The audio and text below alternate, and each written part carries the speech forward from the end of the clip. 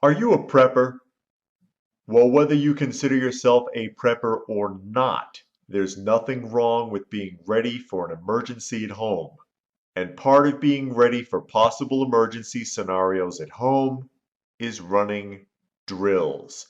Now, it doesn't have to be anything fancy. Just work on the basics of what to do and how to do it just in case an emergency presents itself.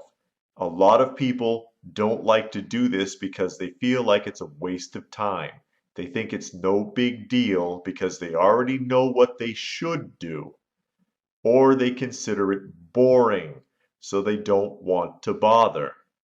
And I'm telling you now that you can take 2 minutes out of your month to run a quick drill just to see how efficiently it can be done. Why? Because the unprepared person very often will screw up even the most basic things when under pressure. Now, fire drills and tornado drills and other basic evacuation drills are relatively simple concepts and don't require much explanation. Here, we'll broaden the spectrum and consider several other types of drills with these. Keep in mind, I can't tell you exactly what to do, since everyone's home, environment, and situation is quite different. You have to make assessments and plan for yourselves. Now, whether you're doing fire drills, tornado drills, or home invasion drills, there are basically two ways to do it, and you should try both. The first is the completely planned drill. That is when you talk about and plan exactly what you are going to do and how and when you're going to do it. Schedule the drill to run the numbers and see how efficient you were. Obviously, the more quickly and efficiently this is done, the better. Everyone should know multiple ways to get out, where to go, who should be there, what should be taken, what should be left behind, who to contact outside the family or group, and where a secondary location should be if the first is compromised. Communication should also be considered since you will be cut off from your primary residence, and there should definitely be someone who is in charge.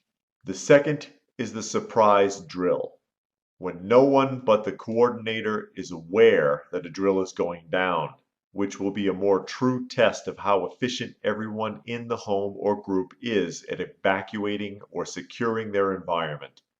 Of course, this is something you can't necessarily do with a home invasion drill, since someone could get unintentionally harmed.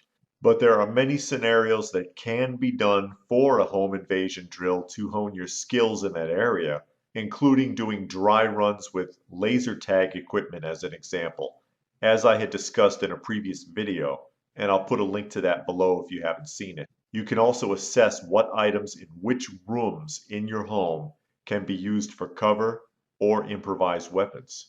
Another good drill to run at home is the blackout drill. That's where you select a 24 to 48 hour period, or longer depending upon your availability, where you will not use anything that requires electricity or other modern conveniences. Basically pretend that the grid has gone down completely.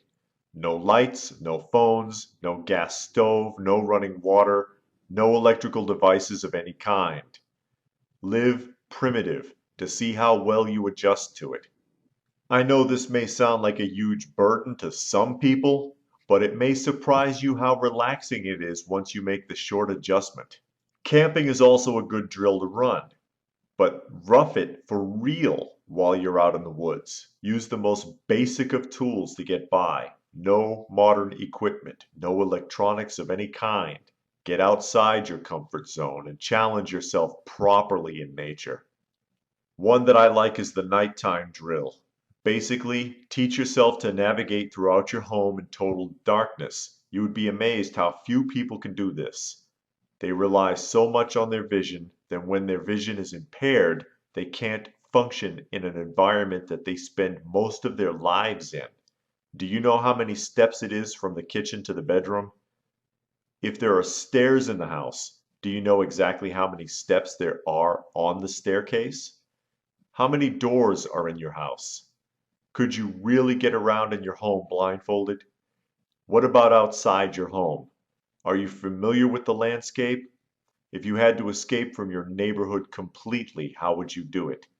Think about these things. It could save your life one day. Do you have any other tips or suggestions for running home drills? Feel free to post your ideas in the comment section down below. It could be helpful to other viewers. It could be helpful to me. You never know. Please give it a thumbs up if you got something out of the video. Share it if you can, and subscribe if you're new. Don't forget to hit the notifications icon and check out some of the other videos. You may find something you like. If you would like to help out this channel, there are links for that down below. Remember that I can be found on another YouTube channel called Coffee Talk. Be sure to look for me there. I will put a link for that down below as well. So as always, stay frosty, folks, and thanks for watching.